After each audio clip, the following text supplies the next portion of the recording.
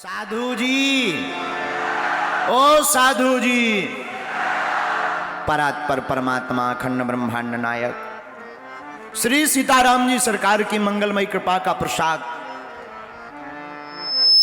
जिनके प्रताप से समस्त जगत में चेतना है।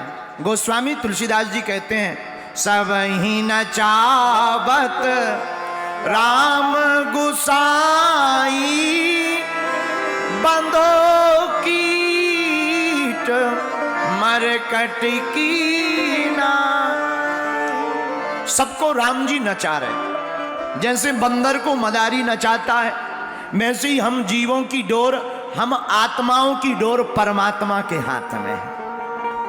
आहा, ऐसे भगवान श्री सीताराम जी सरकार की मंगलमय दर्शनानुभूति करते हुए उनके पादार बिंदों को साष्टांग दंडवत प्रणाम करते हैं। धन्य है वीर बजरंग बली, चारों युग परिताप तुम्हारा है, परिसिद्ध जगत। अंजना नंदन बंदन श्री वीर बजरंग बली, धन्य है हनुमान जी महाराज। क्या कहना वीर बजरंग बली के चरणों के प्रताप का। गोस्वामी कलिकुल शेखर पावन अवतार तुलसीदास जी कहते हैं, और देवता चित्त न हनुमत से सर्व सुख कराए। और देवता ध्यान भी नहीं देते। धन्य है ज्ञानवान बुद्धिवान बलवान गुणनिधान अनंत बलवंत परम संत भगवंत श्री हनुमंत लाल जी महाराज।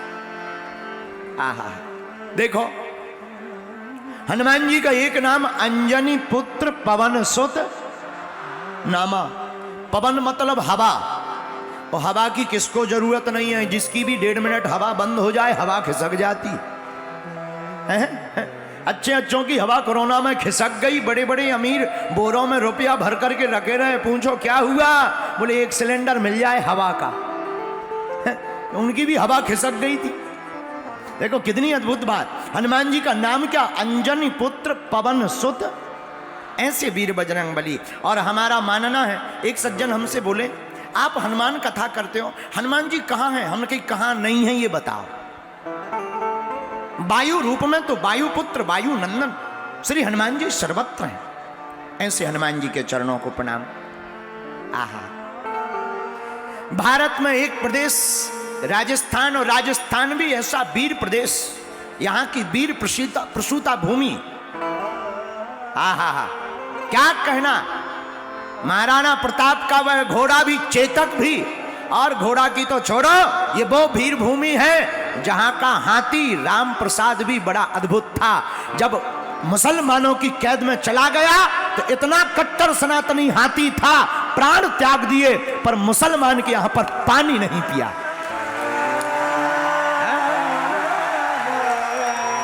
बताओ, हाथियों को ज्ञान है कि जी किसी के नहीं भय, और हम लोग इंसान होकर के भी ज्ञान नहीं है। अब बताओ, हाथियों से ज्यादा मोटी बुद्धि तो अपनी तपनी है।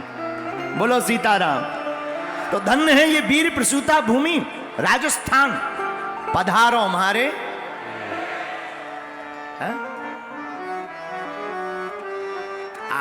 धन्य है राजस्थान की है भूमि। और राजस्थान की भूमि में भी जिला कौन सा, बोले अलवर।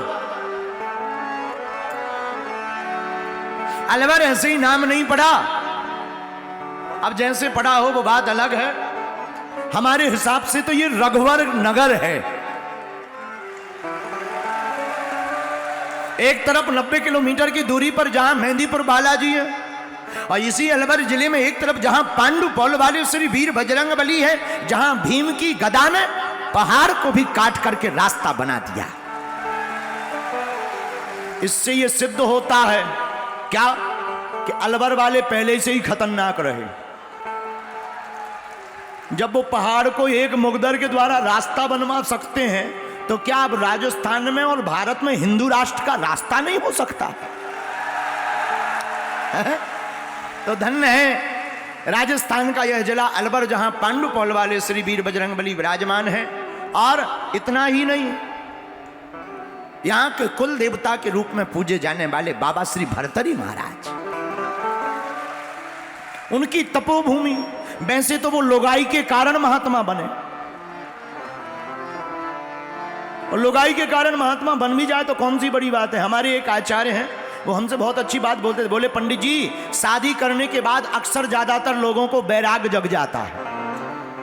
हाँ, तो भर्तृहरि महाराज, महाराज वीर विक्रमादित्य के भाई और जैन नरेश, पत्नी ने विश्वासघात किया, गुरु गोरखनाथ की कृपा हुई, उन्होंने फल दिया, उन्होंने अपनी पत्नी को दिया। वो बड़ी सुंदरी थी, छोटी पत्नी बड़ी सुंदरी, सोचा ये चिरकाल तक जिएगी, सौंदर्य का आनंद मिलेगा।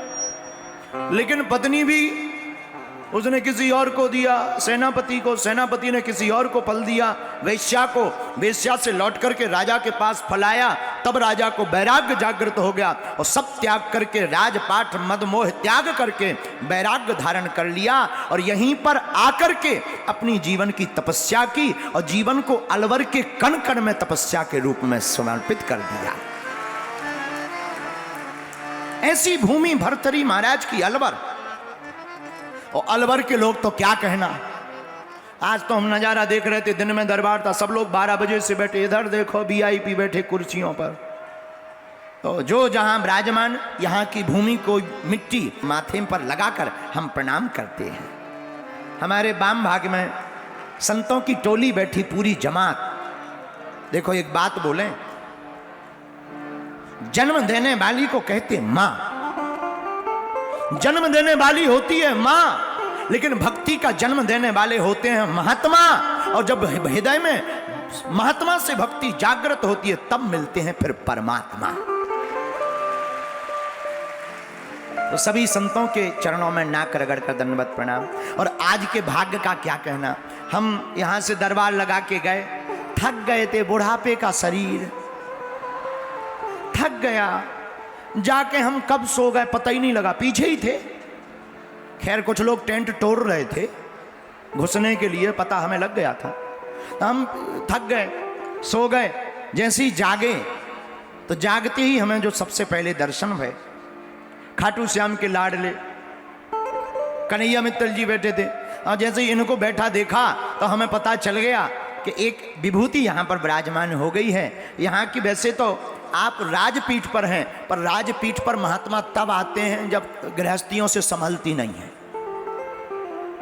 बाकी नाथ संप्रदाय के एक ऐसे योगी, एक ऐसे आचार्य जो यहाँ के सांसद भी हैं और अपनी गुरु महिमा को निरंतर बढ़ा रहे हैं, ऐसे अनंत श्री विभूषित परम पूज्य प्रातः स्मरणीय श्री बालकनाथ जी महाराज विराजमान भय आज कथा में। और हमें दर्शन भी भय, तो मंच पर पूज्य महाराज जी विराजमान, उनके चरणों में प्रणाम। बगल में पूज्य ठाकुर जी के भक्त महात्मा जी के चरणों में प्रणाम। तीनों पंडालों में जो जहां विराजमान है सबके चरणों को प्रणाम करते हैं। देश विदेश में संस्कार टीवी चैनल के माध्यम से जो भी कथा सुन रहे आप सबको प्रणाम करते हैं एक चौपाई के साथ। सिया राम मैं सब जग जानी,